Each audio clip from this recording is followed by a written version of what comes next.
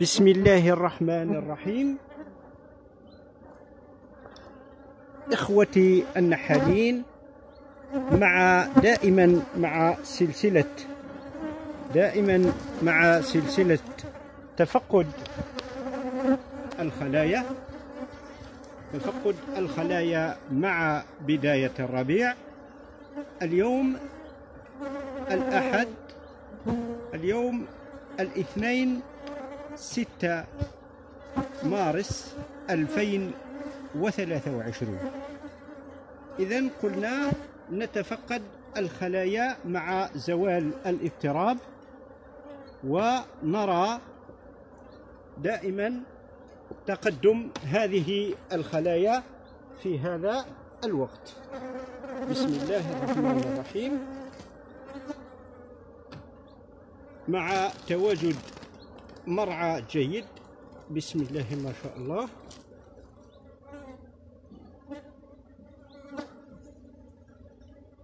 نعم، التدخين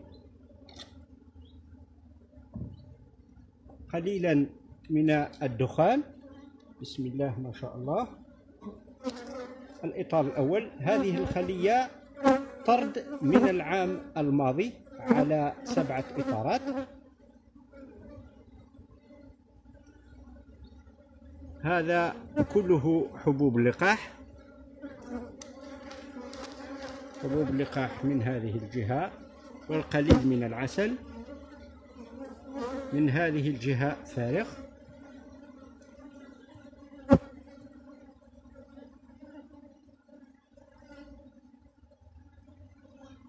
بسم الله.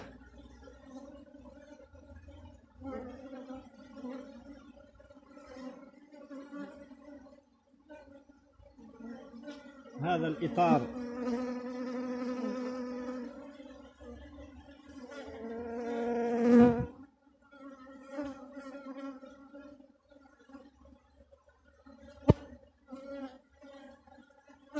نعم نظفه النحل لتضع فيه الملكة البيض من هذه الجهة.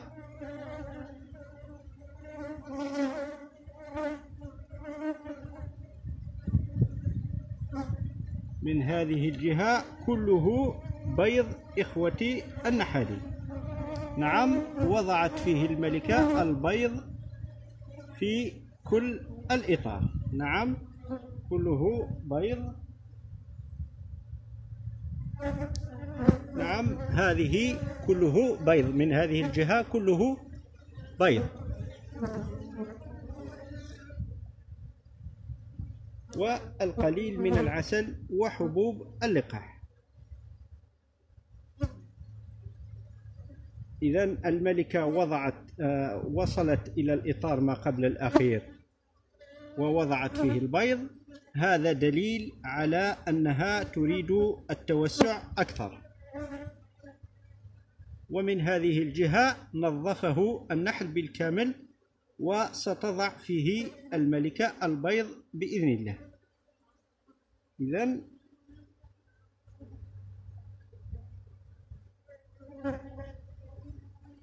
الإطار الثالث،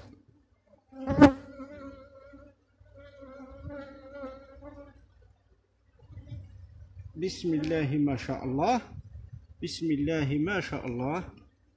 إطار حضنة مغلقة من الطرف إلى الطرف الآخر، وحضنة محمصة على وشك الخروج، وهناك حضنة خرجت بالفعل، وهنا حضنة مفتوحة يرقات بالكامل، وهناك خروج للحضن. نعم ما شاء الله. هذا المشهد الرائع للحضنة المغلقة. هذا قلت طرد من العام الماضي. حضنة مغلقة من هذه الجهة أيضا، ما شاء الله.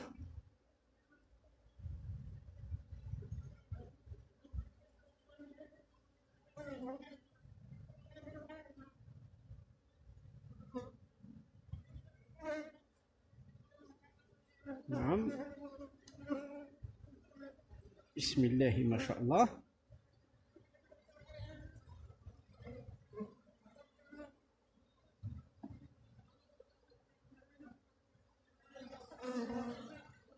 لا وجود للفروة لحد الآن. نعم، لم أرى أي فروة فوق النحل. طبعا عالجنا النحل بدواء منشأ فاروس، وقد وضعت فيديو على هذا الدواء في السابق، وهو دواء ممتاز. انظر، حضنة مغلقة من الطرف إلى الطرف الآخر.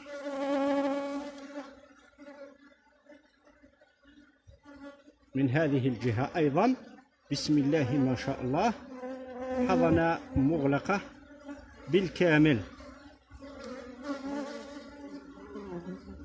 بسم الله ما شاء الله.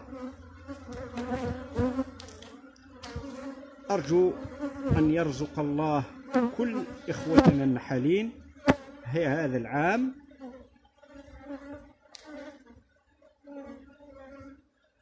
إذن 3 إطارات حضنة، إطار حضنة مفتوحة وإطارين حضنة مغلقة لحد الآن.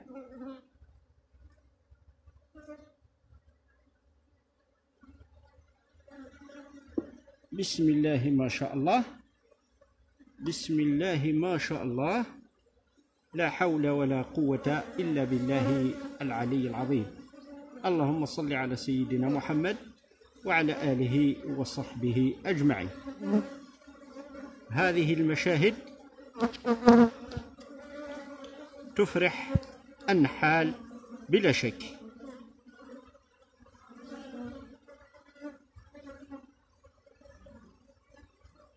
في هذا الوقت بداية الربيع، انظر إخوتي النحالين،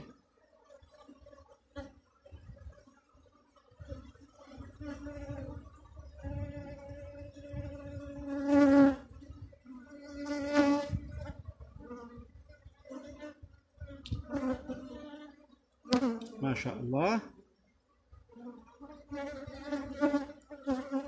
3 إطارات حضنة مغلقة بالكامل، ونصف إطار من الحضنة المفتوح بيض. الإطار ما قبل الأخير من الجهة الأخرى.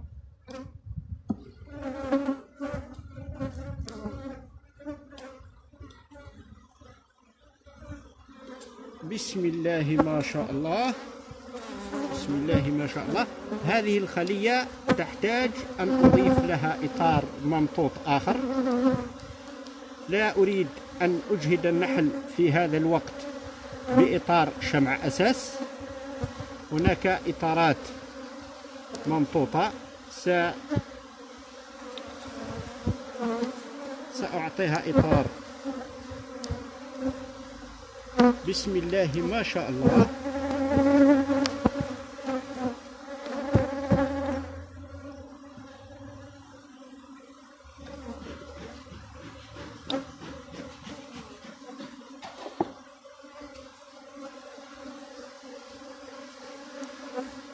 بسم الله ما شاء الله. إذن في هذا الانطلاق الربيعية لا نجهد النحل بإطارات شمع أساس. ننتظر حتى تكون الانطلاقة جيدة والرحيق متوفر بكثرة، ثم والنحل يبني الشمع بوتيرة ممتازة. في الحين نزود الخلايا بشمع الأساس. بسم الله ما شاء الله. هذا حبوب اللقاح، حبوب اللقاح.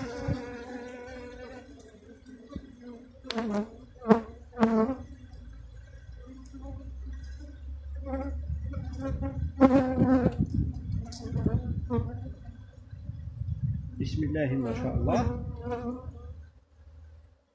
إذن إخوتي النحالين، هذا طرد من العام الماضي. بعدما قمنا بتشتيته في الشتاء، وطبعا التغذية بالعجينة البروتينية والسكرية، ترون كيف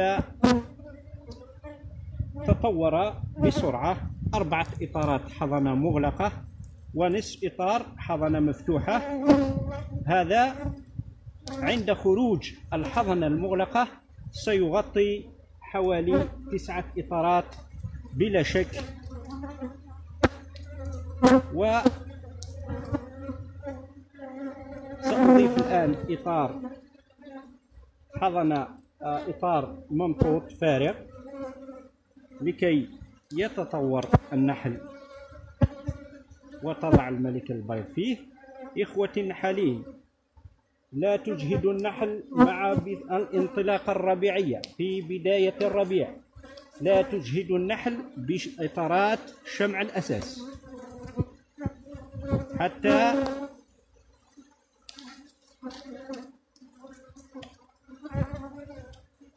يتمكن النحل من التطور بصورة جيدة، ومن ثم يمكن إضافة شمع الأساس.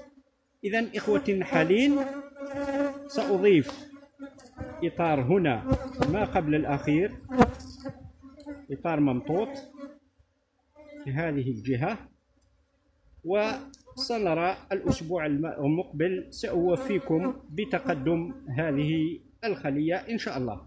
هذا ما أردت أن أقوله لكم إخوتي النحالين، والسلام عليكم ورحمة الله تعالى وبركاته، وإلى لقاء آخر إن شاء الله.